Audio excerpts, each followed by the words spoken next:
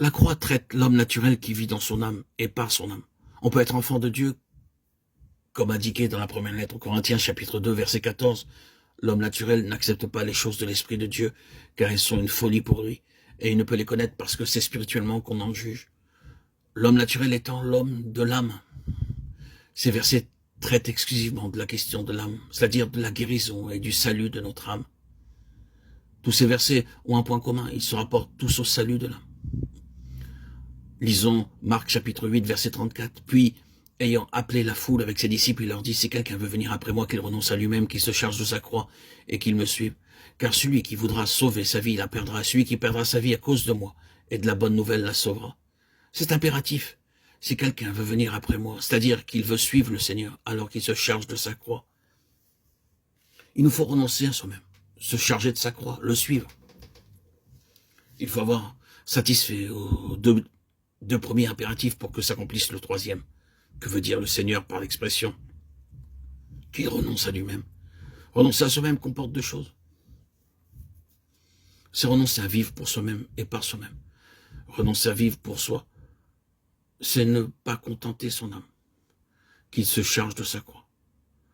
En fonction de notre choix, se charger de sa croix signifie être d'accord de suivre le Seigneur avec tout ce que cela implique et collaborer avec lui pour le salut de notre âme, afin d'être délivré de nous-mêmes.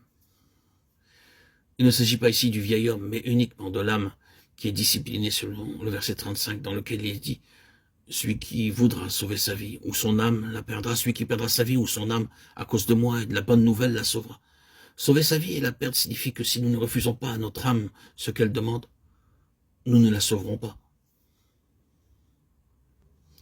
Notre âme exerce un terrible pouvoir sur nous. Toute notre vie doit être vécue sur le principe de la croix qui donne toute prérogative à Dieu. L'homme n'a pas de place lorsque la croix agit. Lorsque le Seigneur est mort, il a été crucifié, enseveli et soustrait au regard de Dieu.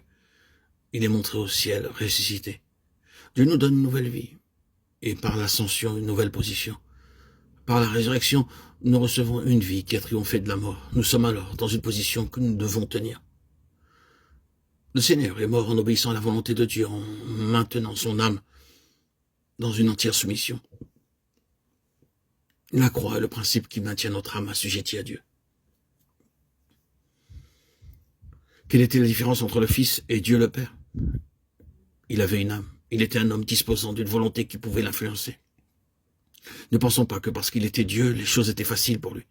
Il était confronté à des difficultés qui nous dépassent.